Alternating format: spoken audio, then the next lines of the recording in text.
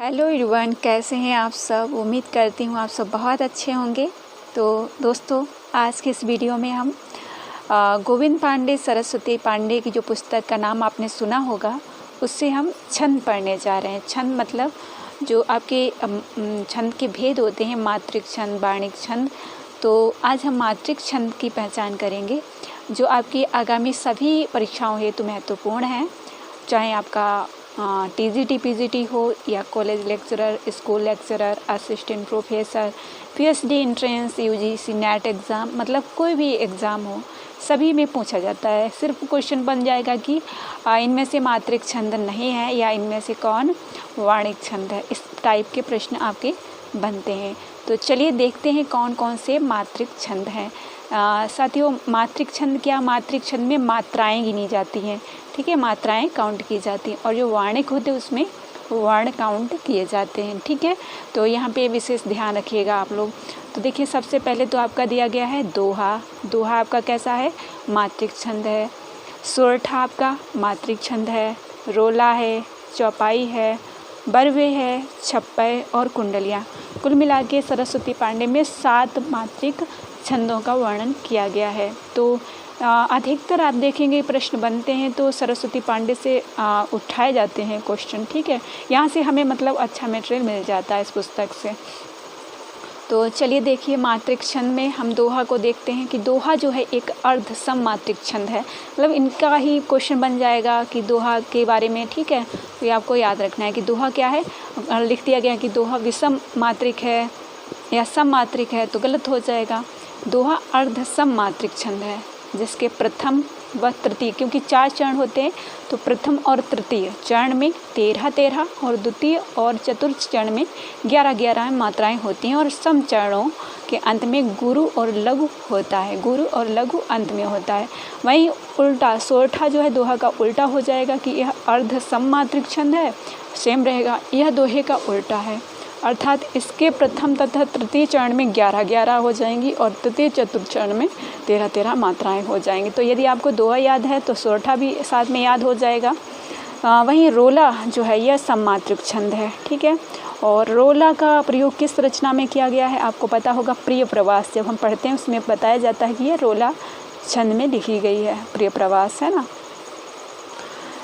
इसके प्रत्येक चरण में 24 मात्राएँ होती हैं और प्रत्येक चरण में 11 और 13 मात्राओं पर यदि होती है। प्रत्येक चरण के अंत में 2 गुरु या 2 लघु की योजना रहती है, ठीक है। 2 गुरु और 2 लघु की योजना रहती है। क्या आपको गुरु और लघु के बारे में पता है तो आप मुझे कमेंट बॉक्स में बता सकते हैं। यदि नहीं पता है कि गुरु और लघु क्या होता है तो मैं आपको ज़रूर अगली वीडियो में बता दूँगी, ठीक है। चौपाई में आपका क्या लिखा गया है, दोहा चौपाई में आपका रामचरितमानस लिखा गया है। तुलसीदास जी ने लिखा, यह सममात्रिक छंद है। इसके प्रत्येक चरण में 16 मात्राएं हैं और अंत में 2 गुरु वर्ण होते हैं तथा अंत में जगण और तगण का आना वर्जित है, मतलब नहीं आना चाहिए। वर्वे देखिए, वर्वे जो है ये अवधी भाषा जो है, अवधी बोली जो है उसका ये छंद माना जाता है। जिस तरीके से दोहा अभ्रंश का माना जाता है, ठीक है, दोहा किसका छंद माना जाता है, अभ्रंश का, उसी तरीके से वर्वे अवधि का माना जाता है। और रहीम जी ने इसका वर्णन किया है सर्वप्रथम।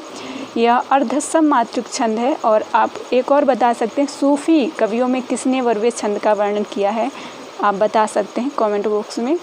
यदि नहीं मिला, आपको पता है तो मैं आपको कमेंट बॉक्स में बता दूँगी, ठीक है।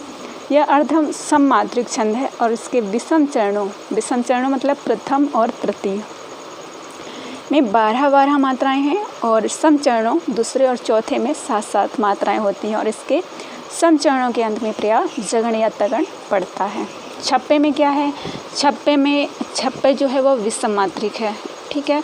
जो 2 छंदों मतलब रोला तथा उल्लाला 2 छंदों के मिश्रण से छप्पे बनता है। इसमें 6 चरण होते हैं, इसलिए इसको छप्पे कहते हैं। और प्रथम 4 चरणों में 4 चरण जो इसके हैं 24 मात्राएं होंगी, 24-24, और अंतिम 2 चरणों में 26-26 या 28-28 मात्राएं होती हैं।